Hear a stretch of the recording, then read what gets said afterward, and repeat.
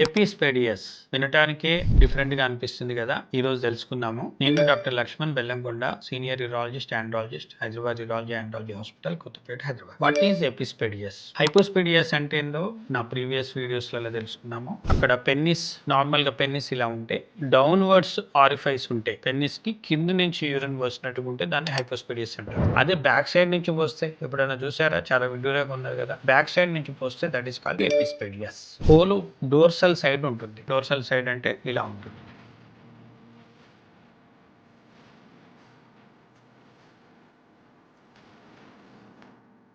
So పెన్నిస్ tip లో కాకుండా పెన్నిస్ వెనక భాగం నుంచి హోల్ ఉన్నట్టు ఉంటే that condition is called ఎపిస్పెడియస్.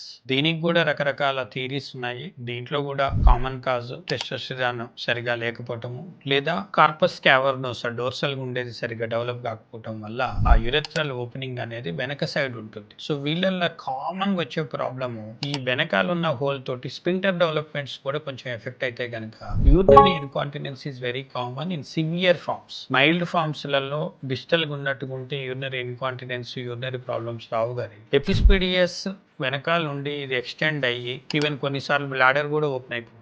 ఎక్స్ట్రోఫీ ఎపిస్పెడియస్ complex అంటారు. ఎక్స్ట్రోఫీ అంటే బ్లాడర్ టోటల్ గా ఓపెన్ అయి ఉండి పుట్టినప్పుడే బ్లాడర్ టోటల్ గా ఓపెన్ అయి ఉండటాన్ని ఎక్స్ట్రోఫీ అంటారు. ఈ ఎక్స్ట్రోఫీతో పాటు యూరెథ్రా కూడా వెనకాల సైడ్ నుంచి ఓపెన్ అయి ఉన్నట్టుకుంటే ఎపిస్పెడియస్ అంటారు. సో ఎక్స్ట్రోఫీ ఎపిస్పెడియస్ కాంప్లెక్సెస్ కూడా చాలా సివియర్ ఫామ్ లో చూస్తాము. అందువల్లనే ఎపిస్పెడియస్ ఉన్న వాళ్ళల్లో యూరినరీ ఇన్కాంటినెన్స్ ప్రాబ్లం ఉండే ఛాన్స్ ఉంటుంది. కనుక అటువంటి ప్రాబ్లం ఉన్నట్టుకుంటూ వెంటనే చూపించాలి, యూరాలజిస్ట్ కన్సల్ట్ కావాలి. And treatment is there, very good treatment. దాన్ని రిపేర్ చేసుకొని క్లోజ్ చేసేసుకున్నట్టుకుంటే నార్మల్ గా మళ్ళీ అందరి పిల్లల్లాగానే యూరిన్ పోయగలుగుతారు. ఒకవేళ సివియర్ ఫామ్ ఉన్నట్టుకుంటే కొంచెం కాంప్లెక్స్ రిపేర్స్ అవసరం అవుతాయి. ఎందుకంటే స్పింటర్ కంట్రోల్ కూడా ఉండదు కనుక ఎపిస్పెడియస్ రిపేర్ చేయాల్సి వస్తుంటుంది. So depending on the severity of the epispadias problem surgery availability ఉన్నది. అది సింగిల్ స్టేజ్ ఆర్ 2 స్టేజ్ లో చేస్తాము. సో ప్యానిక్ కావాల్సిన అవసరం లేదు. ఇటువంటి ప్రాబ్లం ఉన్నట్టుకుంటే యూరాలజిస్ట్ అప్రోచ్ అయ్యి proper treatment, majority of the times treatment అంటే సర్జరీనే ఉంటుంది. సో ప్రాపర్ ట్రీట్మెంట్ తీసుకున్నట్టుకుంటే ఆ ప్రాబ్లం సాల్వ్ అవుతుంది. Thank you.